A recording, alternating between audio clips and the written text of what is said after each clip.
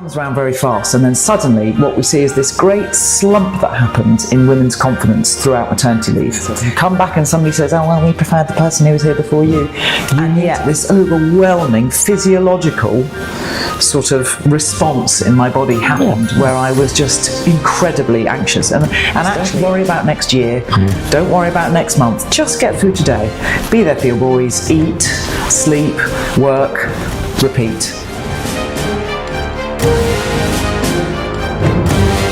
Sophie Maunder, welcome to the Lifecraft Conversations.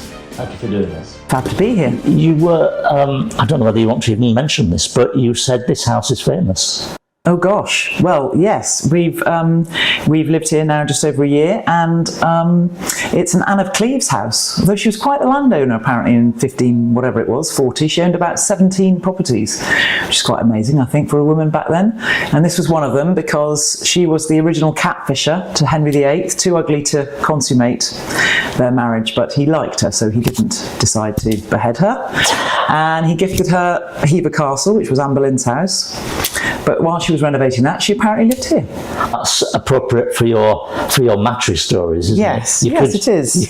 Strong women doing it alone, that's what we like to say. Yeah. So the reprise in what I was doing was my career has been in advertising, marketing agencies, and largely at VCP where I was for 23 years, and strategy planning was my background and my great love. And then as I sort of got to the top of VCP, as we grew and grew and grew, because I was really there as a founding member almost, about only 10 months after they started, and they were tiny still, but it grew very rapidly. And as I became sort of the most senior planner, I then moved on to be offered one of the chief executive kind of roles as part of the agency, which was fantastic. So I went from planner to chief exec and did various chief executive roles, right up until COVID actually, when the bit of the business that I just launched kind of crashed and burned quite spectacularly, because it was a new customer experience agency, and of course all my clients phoned me and went, this whole customer experience thing doesn't seem to be quite what it was 3 weeks ago before COVID, so we'll just wait for this COVID thing to blow through in a couple of weeks and then we'll be back. And you can imagine that that didn't end so well. And so after furloughing and unfortunately losing some people and kind of closing down that bit of the business, after that I said, look, I'm going to use this time to retrain as an executive coach, and when I come back I don't care what executive role you give me, I just want to do what has been quite a side hustle and real passion for me over the years of my life, which was helping other mums go on maternity leave and come back and stay in their roles and feel fulfilled mothers, but also have really fantastic careers, because it's a very tricky transitional time for women. A lot of women don't make it through and we lose an enormous amount of great talent, and my mission is to not lose that great talent should they not want to leave. So I started doing that for the agency, and 5 years later I can tell you a bit more about that, but I've sort of built a business around it, built a much bigger platform that allows other businesses to support their working mums. So taking it from just doing it for VCP, but making it an online platform that all businesses could buy their working mums to support them back. And in fact, now I'm broadening it out to working parents, not just mums. Oh, wow. Which is quite exciting too. Yeah. So that's the pivot from chief exec strategy person to maternity coach, maternity online program, B2B service provider. I don't quite know what to call myself still. None of us ever do.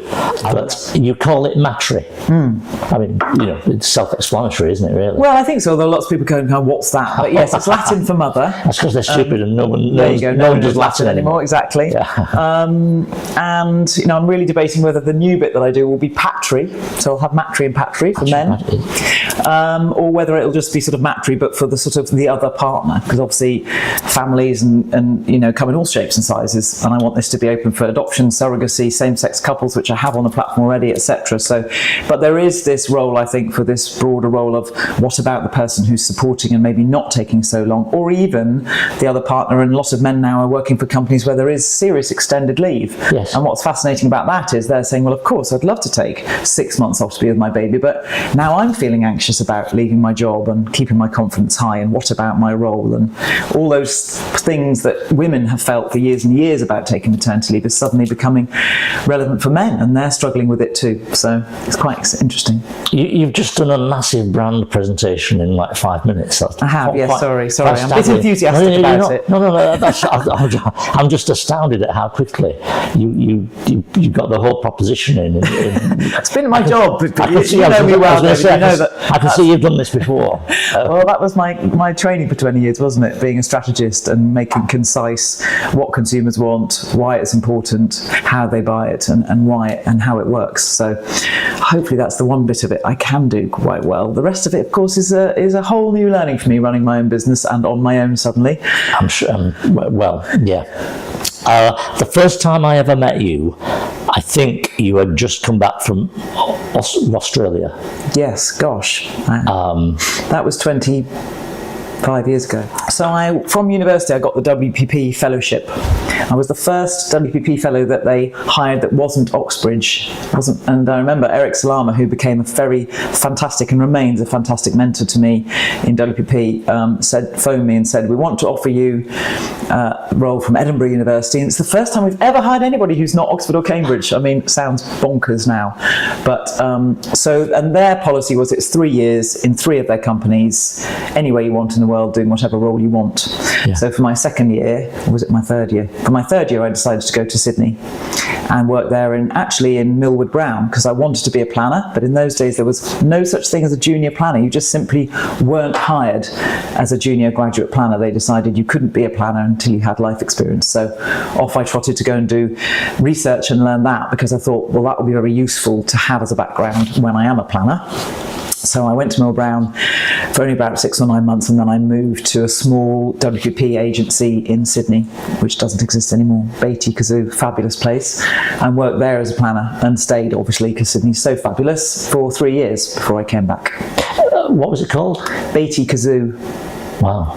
To me, when I kind of built this thing, I thought I would be selling it to, the VCCPs of this world. Yeah. So service industries, which are quite small but incredibly fast-paced, where women don't have enormous control of their diaries, because it's like the client says, oh, I just suddenly decided it's 6 o'clock in the evening and I need this tomorrow morning at 9 a.m. And women are used to, every employee there is used to going, yep, no problem, got it. But parents and women find that very hard, because obviously they need to get home and they have other responsibilities. So it was kind of, I thought I was building it for service industries with little diary control and, and huge, fast-paced kind of jobs. But in actual fact, what's been astonishing to me is huge companies who are speaking to me, from all industries and sectors, and there's just a total dearth of support for this huge transitional moment. I think there isn't another transition from working person to working parent. I can't think of another life event which is so transitional in terms of it's emotionally challenging, physically challenging, logistically challenging, practically challenging, financially challenging. It's just a massive change, and women just need a bit of support to get them through that, and then they're fine, they'll stay. But if you don't keep them in that, they just go, this is just too hard, I'm out, and then we lose great talent and great future female leaders, and that's what I'm passionate about not losing. You call this I did write it down because I thought it was a really good line. Something about the societal tragedy. Yes. The societal tragedy of working mothers, or working mums. Yeah. Why is it a societal tragedy? Because I did some research recently, specifically for Matri, because I wanted to get to a figure to make businesses sit up and listen of how much it costs them to lose their brilliant talent. Because, of course, first of all, you've got women, 27% of women say that they either don't come back to their roles or they leave their roles within a year, specifically because there was a lack of support at work. Not because they didn't want to come back and they just want time out, which of course is a perfectly valid reason if you can afford it, not to come back to work. That should be your choice. Great, that's your choice, fantastic.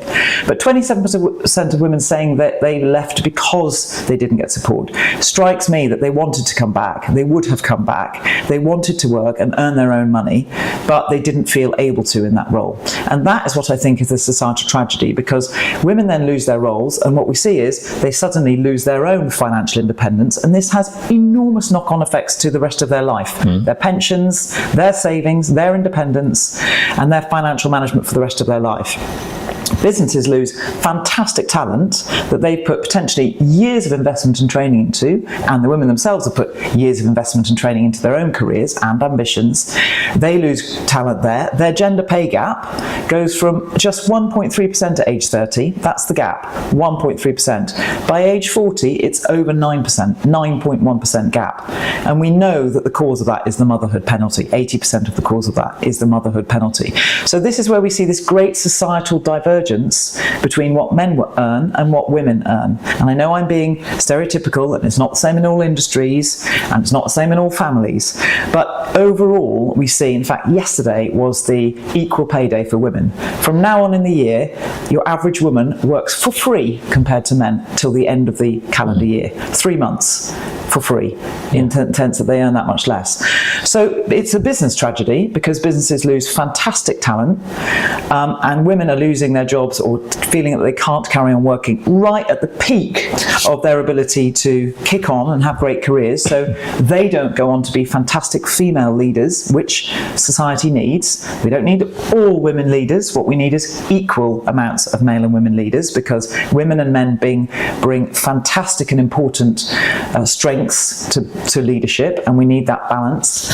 And then society goes on to have less of those leaders going further up the corporate ladder and the government ladder and everything else. And I think that's the societal tragedy, because then we lose that opportunity to have those leaders, and that is a great tragedy, especially in today's climate, where we do need that more empathic leadership coming through. Where's the problem? But what we see in the UK is, for the majority of people, women take the long maternity leave and men have a very short paternity leave, usually 2 weeks only, to sort of bond and support their partners through that period. And then they go back to work. And what I see happening then is, then there's a divergence. You might have had a couple who are very equal in everything they did, but suddenly they've got totally different roles now. She is taking maternity leave and doing all that new learning, and I'm on maternity leave, so I'm doing this job. And what we see is brilliant professional women go from kind of project work to project baby. They're so efficient and capable. They want to do it. Of course they do. It's their baby. But then what happens is the men go back to work and their lives don't change. Not much changes for them, because their partner's at home doing all of that. Okay. And then what happens is, a year later, the woman turns around and goes, right, I'm going back to work tomorrow, 50-50 from now on. And of course, it's a disaster for everybody involved, because frankly, the women are used to doing everything themselves to their standards in the way that they've learnt how to do it time and time again, whether that's knowing how to sterilise bottles fast asleep in the middle of the night with your eyes closed, or learn is your child's cry that they're wet or hungry, or all the logistics of how to get them out the door, what they need to nursery, etc. The women have been doing it. The men largely haven't had that practice, and they haven't got that confidence. So they're not set up, and they certainly haven't had the conversation with their work to say, look, I'm now a dad, I want to be a part of this, I need to support my wife. So from the get-go, I'm going to be leaving early on time, or when I need to be there, if there's an emergency call, I need to leave. They haven't changed much in the mainstay about their lives. And suddenly, a year later often, when their wives go back to work, it's a very difficult conversation. Men find it incredibly difficult at that point to say to their businesses, look, my wife or partner who you've never met is going to work for a company who you have no interest or allegiance in, but because she's going back to work, I now need to change my working parameters to be able to do my equal fair share. It's just not culturally a conversation we're good at having yet. No. And so the men go, well, I can't really change anything. And the woman, of course, goes, well, I've had the baby and carried the baby and looked after it, and so now I'm coming back and I'm able to have that fresh conversation with my work and go, look, this is what I need now. I need this flexible working. I need to leave on this time, I need to be there for pickup, etc., etc. And they change everything, and the male carries on and changes very little. And I know that's a lot of people I coach are managing that much, much better now, and they are doing much better on being equal. But for the majority, we see the women still falling into the caregiver role, and that is damaging for your career over time. Yes. If you're still very ambitious and you still want to be able to deliver for your career, having to always be the one who does the mainstay of that care and and provision is very damaging to your career, because the mental load, which is a very real thing, is an hour and a half. There's a recent study came out that estimated it's an hour and a half a day, every single day of the year, that women spend just organising, managing, arranging, sorting, thinking, logistics, and boring, tedious, routine jobs that have to be done again and again and again, that they've learnt to do over maternity leave that their partners may not have done. An hour and a half seems very low. Well, yes, I agree. It's probably more. But imagine if I gifted every person an extra hour and a half in their day, frankly, to sleep, to go to the gym, to read a book, or to stay in their careers and do an hour and a half extra of work. Yeah. That's a lot of time. That adds up to a lot. I had my kids when I was 35 and 37, so I was what was termed as, I think, a veteran mother. Yeah, veteran mother. In those days. Yeah. Lovely term. Everybody loves that term. Makes you feel good. So yes, I had them then, and and then when they were 3 and 5 years old, and literally about 4 months after I got my first chief executive role, I became, abruptly for me anyway, a single mum, and that was tough. That was really tough. Dealing with a divorce, dealing with distraught boys, dealing with an executive role. I just moved out to the country in a house that, frankly, the windows were falling in, and there was no central heating to renovate. That was really tough. Yes. Yeah. Now I'm happy to say I'm with a fabulous person who also has 2 kids. So it's not only my 2 boys. Oh, you got 4 now. Got 4. A son and a daughter. Trying to work out how to do a pink. You got Very a female. exciting. Yes, finally got a girl. I read you writing somewhere about how the conversation before you have the baby, yes, is the one that is the really awkward, tricky one. It's not when you've had, that's a different thing. Yes, yeah. But before you've even had it. Yes, from a work point of view. Yeah, I think, what I say, companies kind of go, oh, we offer a bit of this coaching, we just give women 1 session after they come back. And I kind of put my head in my hands and go, that's lovely, but it's very token, really. If you could only afford to give them 1 session, I really recommend you do the one before they leave. It's the most important one in terms of setting yourself up for success from the get-go. And that's really because, by that stage, women are, if they're having a baby through normal pregnancy rather than adoption or surrogacy, they are feeling heavy, they're tired, they've clearly got their eye on the ball of, oh my God, I'm going to give birth and have this time off. And they're sort of starting to think about 1 foot out the door. And what I try to do through the coaching program is go, this is a really important time to have some very, very critical conversations such that you are setting yourself up for success even now, especially now, for when you return. Because whilst you might think, oh my God, maternity leave is going to be 10 months or a year long, it's ages away, and it is. It comes around very fast, and then suddenly what we see is this great slump that happens in women's confidence throughout maternity leave. And what my entire mission and whole program is designed to do is to try and keep that confidence high and make that return to work easier and more effective for businesses, so that they get more successful, happy, effective colleagues back because they want it to work. But it's really important, simple things like have a review before you leave. It doesn't matter if it's review time of year or it's not. If you had a review 6 months ago, and so the next one's not for another 6 months, go to your boss and say, I've done 6 months work that I don't want to get lost in the annals of time. I know it's not review time of the year, but it's important to me that I get the things that I've done and I'm proud of written down now and agreed with you about where I'm at, because I'm going for a maternity pause and I'm coming back precisely where I left off. This is not a slump where I'm expected to come back and prove myself again. And I'm very professionally engaged, I'm very ambitious and keen to come back. All this signalling of, this is just me going on maternity leave, it's a perfectly normal, natural thing to do, and then I'm going to be back. And when I come back, I want the work that I've just done to date written down, because you might come back to the same boss who loves you and adores you and knows you. They might have left. Your client might have left. Of course. Who knows what you're coming back to? So if you're coming back to somebody who doesn't know you, then they need a piece of paper to go, this is what this person had done. This is how engaged and enthusiastic they were. And this is where you can go back and go, here's what I had the week before I left, I had my review, or a month before I left, before I had my review.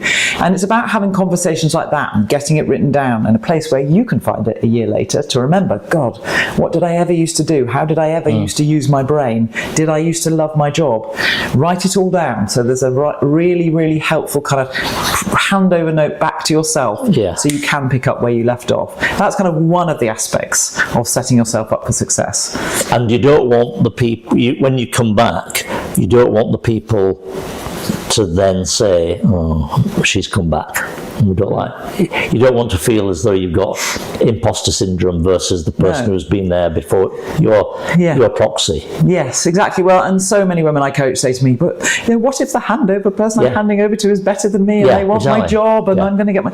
It's all part of this. Already you start to see this kicks away at the confidence and, really cutting away at women's confidence. And I say, look, the best you can do is do your best professional job. Leave with your head held high, having done a fantastic handover. Set the person up for success. I always think the best example of this is teachers. If you leave the classroom for a year and you come back, the kids may well say to you, we don't like you as much as, Mrs. Honey. Yeah.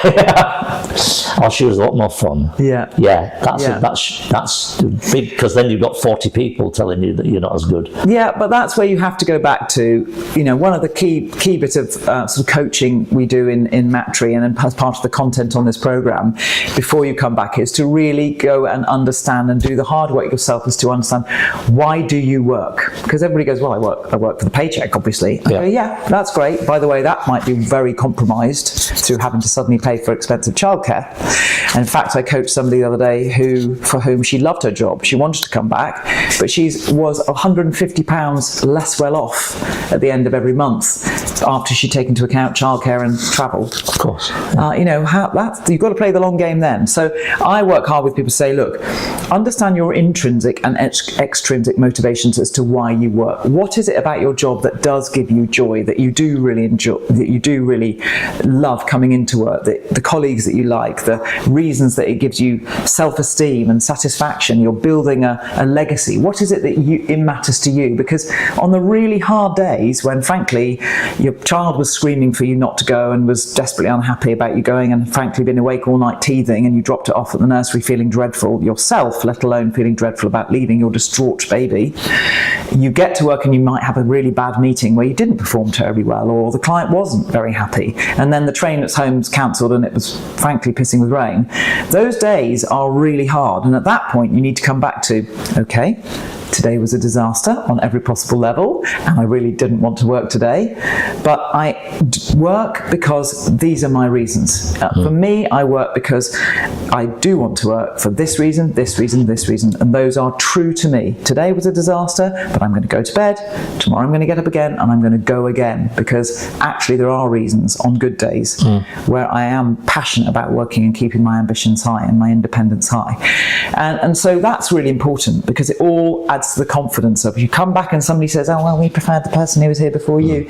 You need to go back to, okay, I'm here for my reasons, and I know I'm good at my job because I've done my review before and it said all the fabulous reasons about why I was valued, and I know I want to work because it's really important to me, so onwards. Yeah, and there's also that thing where you have got to leave the kids, not just the kids screaming. Yeah. I mean, they're glad of you going, but probably. But you yourself might not want to. No, absolutely. Leaving the kids for the first time in months. Mother's guilt is an absolute killer. Yeah, it really is. It's really, really tough. It's like a low-grade daily anxiety, I think, that just grinds away at women and grinds them down. And it's as much guilt about leaving your children as it guilt about not being at work. You are basically destined, once you're a working parent, and particularly working mums, because we're programmed for guilt, to feel like you're never at work enough and you're never at home enough. And so another really critical part of the program is, how do you quieten the guilt? How do you manage the guilt? And I have to tell you, I have coached some women who just go, I do not feel guilty at all. Yeah. I just don't. This is not part of my makeup of my being a working parent. Fabulous, I say to them. Can you please tell me how you've done that? Because I have suffered, especially as a single parent, so much mother's guilt and mother's anxiety about being a working mum, about not being at work enough and supporting my colleagues and letting people down. It's exhausting, and you have to find ways to go, I'm doing my best in the parameters I can with the day I've got.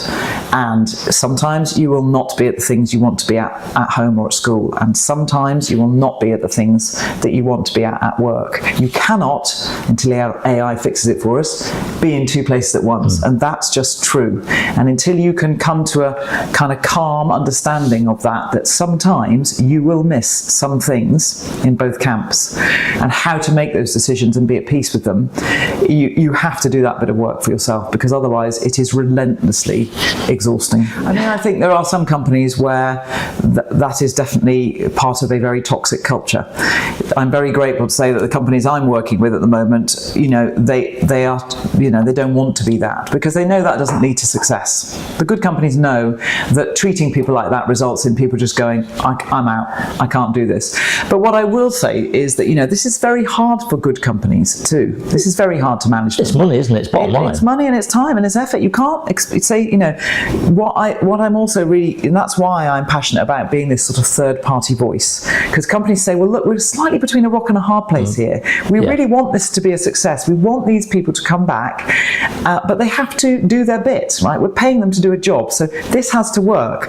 And that's where flexibility and reciprocal kind of goodwill and flexibility has to work for both sides. It cannot just be, I coached somebody who will remain nameless the other day who said to me, well, since going on maternity leave, I've moved to, I can't remember where it was, Gloucestershire or Dorset or somewhere.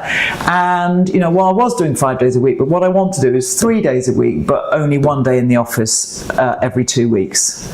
And so anyway, that'll be cool, won't it? And I was like, well, I'm not I'm not at liberty to say, because I'm not your HR department, but is that really going to work for your job? Is that going to work for the business? And businesses are obliged to consider your flexible working request, but they are not obliged to accept it.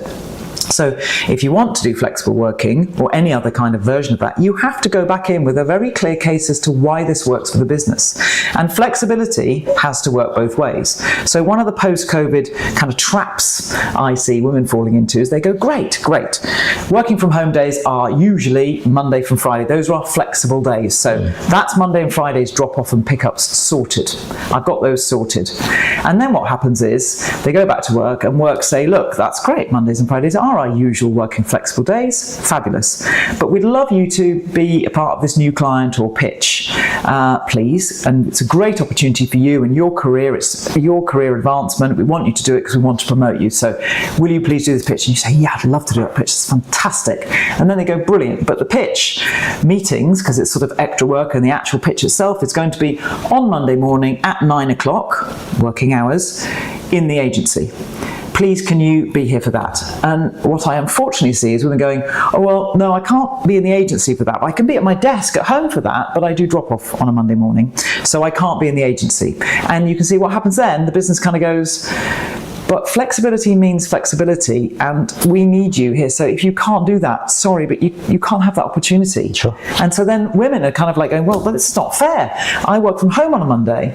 But what I'm trying to help them realise is it's their careers that ultimately suffer. If they can't build in the resilience in their lives to be able to go with notice and for good reason, absolutely, I will be there at 9 o'clock on a Monday morning, because that's a totally fair request of the company. Now, some women, single mums, for example, can't build in that resilience, and that's just really difficult. But for a lot of women, I say, find the ability in an unusual situation to be able to build in that resilience, because you want to be able to earn that goodwill to go, of course, I'll be there at 9 o'clock on the Monday if that's what the agency or the company requires. In the same breath that you want to say, but in 2 weeks' time, my son does have sports day and I'd like to leave at 2:30, please. And that's where this flexibility and reciprocal kind of goodwill has to play out in good companies. And most companies are getting much better at doing that, but they do expect some reciprocity. And there's some things that are outside your control. I mean, you might have baby brain or something. I mean, you might simply not, you might not be able to concentrate as well as you did. Yeah, I mean, look, we know most women say it takes between 3 and 6 months to kind of get back to some version of what their new working normal is. And whether that's part of the kind of like, oh my God, how on earth am I going to make this all work? Or they're still exhausted, or they're still breastfeeding, some of them, or they're just trying to get used to a new run and rub of how the days play out. Or of course, their babies go straight back to start nursery at exactly the same time as they're starting starting their new job, and of course their baby then picks up every single illness going, so that makes that return to work very difficult because they're already feeling anxious and guilty, and then suddenly it's like, for the third time in a month, I need to work from home because my baby's sick and the nursery won't accept them. These are really difficult times, which is why I'm so passionate about providing that clear communication, clear support, and coaching people through it so they can get through that really tricky transitional period and then kick on for the rest of their careers. Do you think female bosses are better equipped to negotiate this event, or for themselves or for their staff? Well, both. I mean, is there an empathy? Well, if we're going to be very stereotypical, of course, women tend to have more empathy, but I have seen fantastic, and I talking to a lot of clients, and there's a lot of incredibly senior men out there who just go, this is brilliant. And they might often follow up with, my wife had a terrible time and it was really difficult, or my daughter, I really want to spend more time with my daughter and son, and I'm really struggling with it. But men are getting much more open and empathic to this kind of thing now. And so I don't want to be stereotypical about it, but often it is the female senior leaders who really understand how this impacts the gender pay gap. I think they see the bigger story, which is about this great loss of female leaders as they go up through the business, and that's what they really understand and want to push for equality for. So, yes, possibly, but I see an awful lot of men promoting Matri and coming to me and contacting me and saying, this is fantastic, we need this for our company. I absolutely buy it. And quite often they say, our working mums are some of the most industrious, efficient, incredibly, clear communication and clear negotiation, because they've learned a whole load of incredibly valuable soft skills negotiating with a baby. Of course. And they come back and they're just brilliant people to hire, and we really want them, we really value them, and we just want to help them through this period. Well, why not do stereotypes? I mean, people who've had kids have a whole raft of, as you say, at every single level. Yes, and I think it makes me quite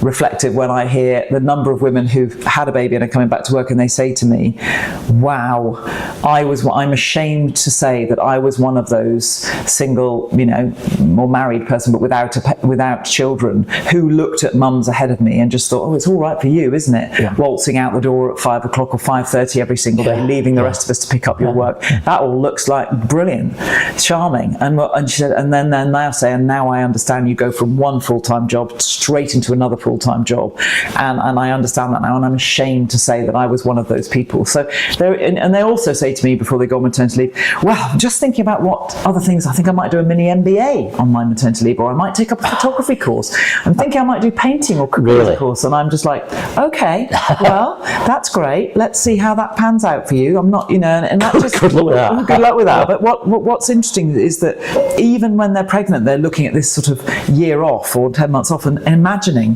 that they're going to have all this time to sort of pick up a couple of new hobbies.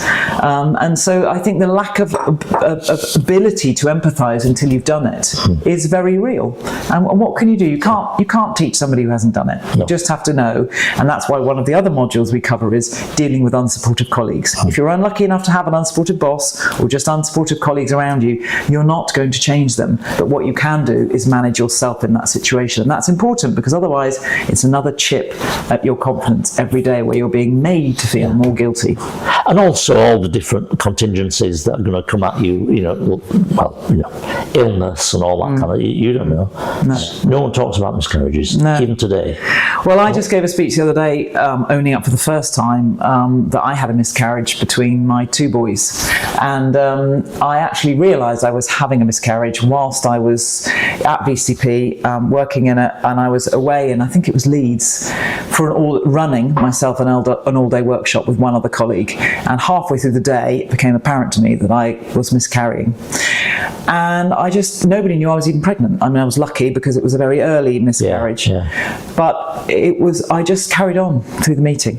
I didn't tell anybody. I got back on the train with my colleague, who I've told him now that, and he's horrified. He was like, "You never ever said anything." I was like, "Of course I didn't. I was ashamed." Weirdly. It's a very strong taboo, isn't it? It's a very strong taboo. Why are women ashamed about having a miscarriage? But somehow this terrible thing happens. I was scared.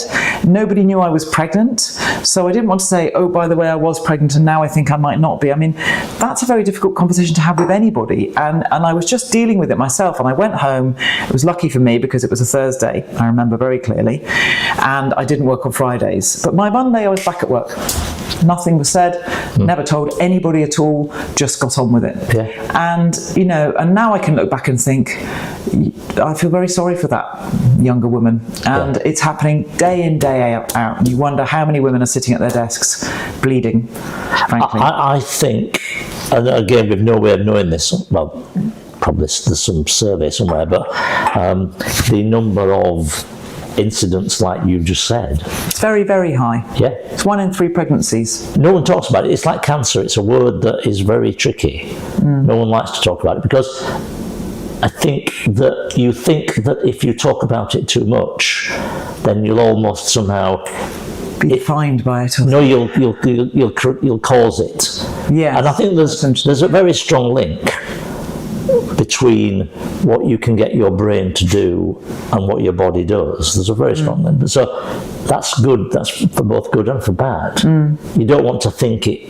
No. Because you've got this thing inside you and you just you don't want to. Well, I think as well, women are so worried and anxious about telling their bosses that they're pregnant that to sort of to own up to it when you're now not, you're sort of you're telling them, well, I'm trying to have a baby. And then you think immediately, if you think I'm going to try and have a baby, then maybe you'll think differently about my career.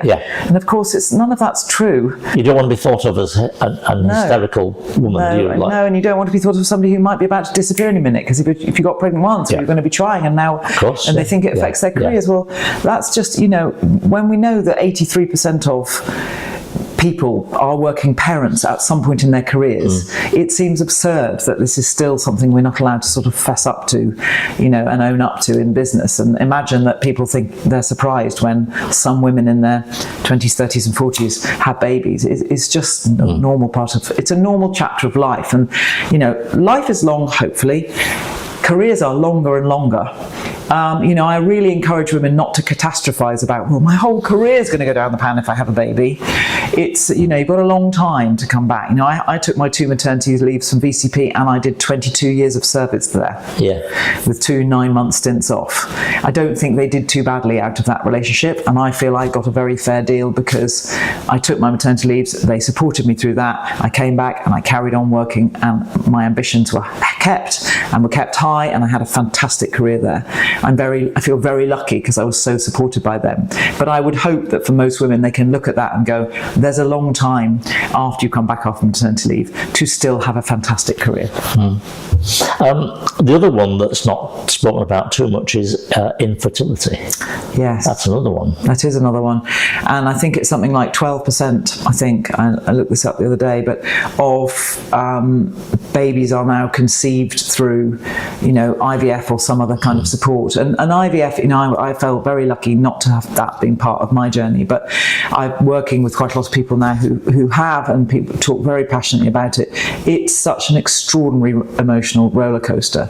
Not only the cost and the logistics, but it's a huge physical and hormonal journey.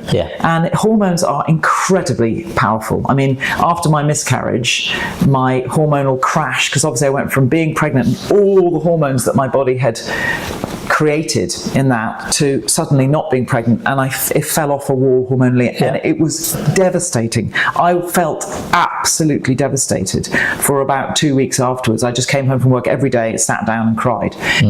But I could sort of go, you were very lucky you've had one baby. This is quite, common to have a miscarriage. It doesn't make it any better, but it is quite common.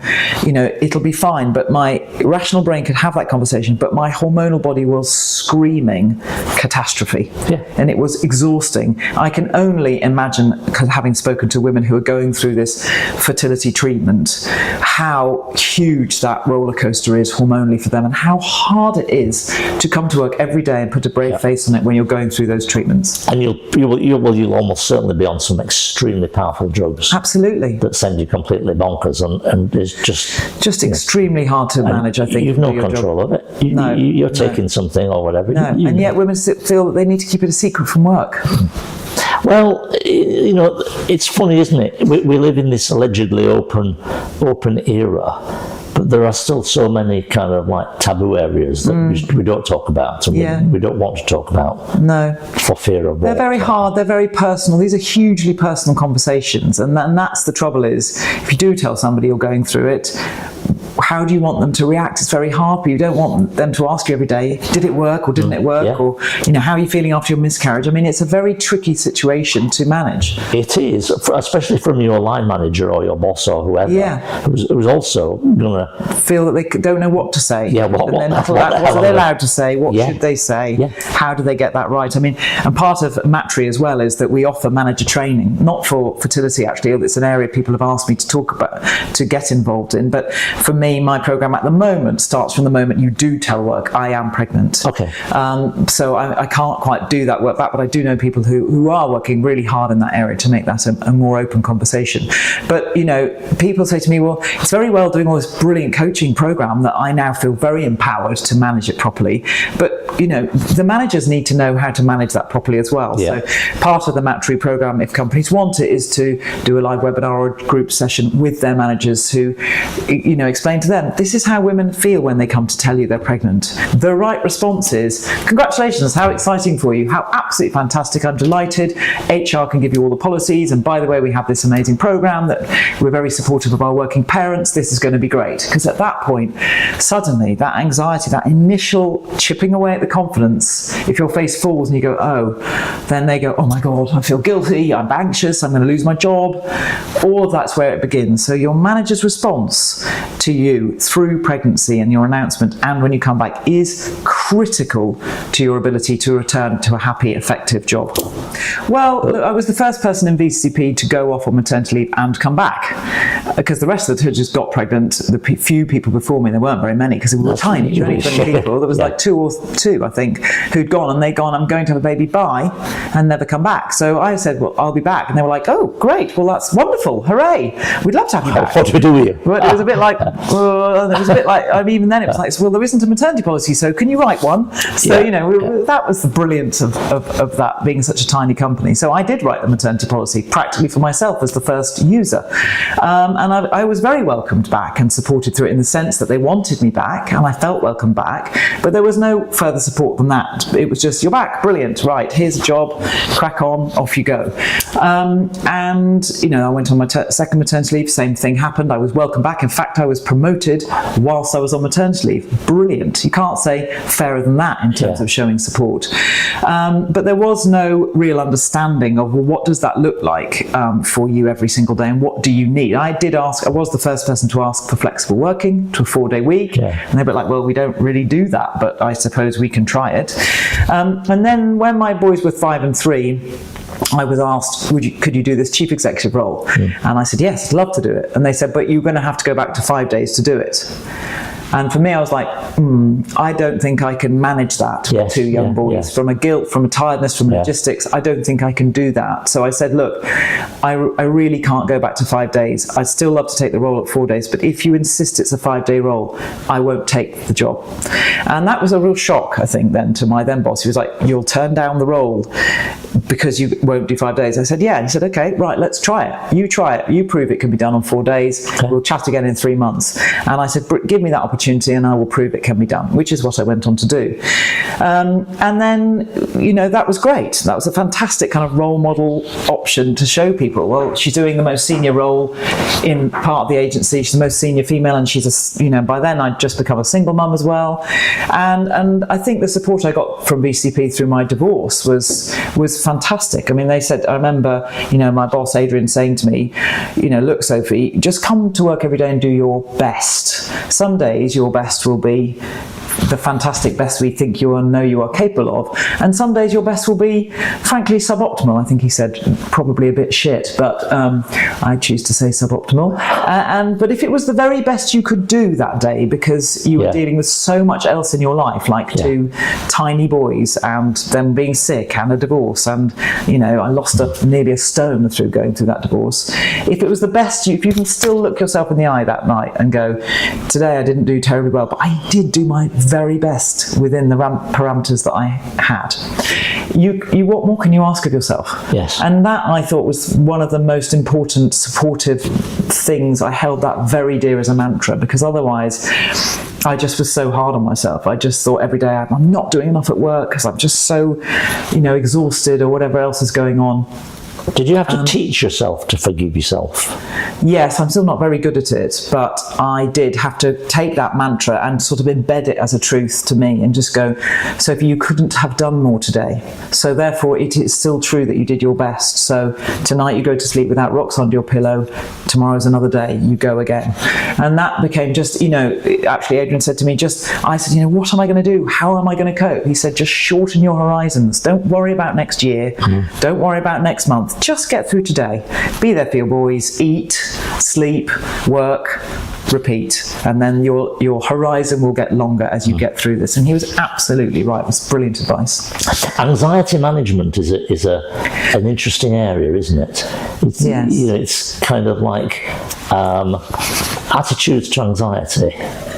At a rational level, you can easily just say, why worry? Yeah. But it's kind of like a physiological thing that you just have to find things to worry about. I always used to rather arrogantly sort of be like, well, you can't just have anxiety. You must be anxious about a thing. And I was kind of that old-fashioned person who thought, well, yes, I can be anxious about that meeting or that school issue, or I can be anxious about a thing, but I don't have anxiety. I never understood that till I hit the menopause. And that totally and utterly changed my view on it, because I suddenly became anxious for precisely no reason about things that I knew I could do standing on my head. So I had my rational brain going, Sophie, why are you anxious about this? This is your happy place. This is actually your strength. You're old enough now to know that this is the bit of your job that you love doing. You're bloody good at it, and you know your stuff.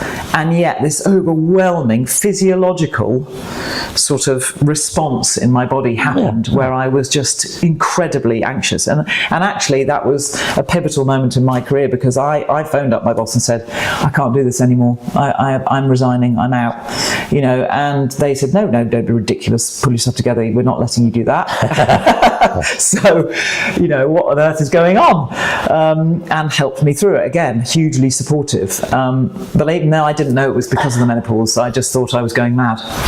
Did you develop superstition? I didn't develop superstition, but I did develop coping mechanisms and sort of routines before I knew that a thing was coming up that I suddenly would become anxious about. I had to do quite a lot of work to make sure that I was prepared in a way that I'd never had to prepare myself before, so that my body didn't physiologically react. I've had to relearn, the last time I felt this anxious about things, I'm better now, but the last time was when I was a graduate, and I had to go back to sort of thinking like a graduate and thinking, God, I'm feeling daunted by things that I know I can do. I'll have to sort of prepare, go to the loo and have a little quiet word with myself, practice and rehearse, so that by the time I actually do it, I can pull it off. Whereas 5 years earlier, I'd be like, I can do that, standing on my head, wing it, no problem. It's very, very weird and unsettling. And 10% of women leave their jobs because of the menopause. 10%, and that's after the funnel's already pretty thin at the top, remember, of women staying in their senior jobs, and then we lose 10% because of the menopause, which again is a societal tragedy. I'm just passionate about getting our working parents from working person to working parent. And what this is going to do for businesses is, the very first thing it does is it's an enormous value to them just to be seen, to be signalling to their staff and employees. We see and understand that many of you will choose to become parents, and we support you through that. We understand it's a big upheaval, a huge transition. We've got a program like Matri there isn't another program like Matri actually, so we've got Matri to help you get through that transition. Just saying that has an enormous impact for everybody in the company, because suddenly you're seen as a culture that cares, listens, invests and understands and has empathy with whatever you're going through. So that's the first thing to say, is just simply announcing it is a great thing. But actually what we see is, I've done the maths and the ROI on this now. If you're a 1,000-strong company, you might have, assuming your demographics are roughly equal, about 30 women, 25, 30 women a year going on maternity leave. And HR companies know those stats, obviously. You don't know who they're going to be, but there's a rolling bucket that's going to fill of people who are going to go on maternity leave and come back. If as soon as they say, I'm pregnant, I'm terribly embarrassed to tell you I'm pregnant, you can offer this support to them. What we see is that for every kind of, if you just save one person who might have left but now didn't leave your company because of it, and you save that one role from leaving, the costs of re-recruiting, not having to re-recruit that person, pays for Matri for 25 to 30 women to go through it. So all you need to do is, quite aside from the halo effect, if you save just one woman who otherwise might have left from leaving, it's paid for itself for up to 1,000 employees, 30 women going on maternity leave. So I just think it's a sort of no-brainer, because it's so powerful to be seen to be a company that culturally invests in and understands this. It's so powerful from an ROI point of view not to have to lose so much talent at such a pivotal time. In at VCP, our retention rate was something like 78%, I think. It went up to 100% about 2 years after we'd started to do Matri. And that's just amazing. Then somebody left and moved down or something. And I said, you can't leave, you're ruining my stats. But anyway, to have that level of retention has saved them so much money from not having to re-recruit into roles that they didn't want to lose. So for me, it's a no-brainer. And it's really, really important in today's age, really, to be seen to be supporting your mums. And they just need support. They want to be listened to. They want to be heard. They just need a bit of support. They are not asking for the world. And they will not suddenly come back going, I want everything, and I want more money, and I want less time, and I want more flexibility, I hardly want to be here. Most women I coach are desperate to keep their career ambitions high. They love their jobs. They are invested in their careers. And they just need to be able to do that and be a fulfilled, present, working mother and get that balance right. That's all they're asking for, not more than that. It's not too much to ask.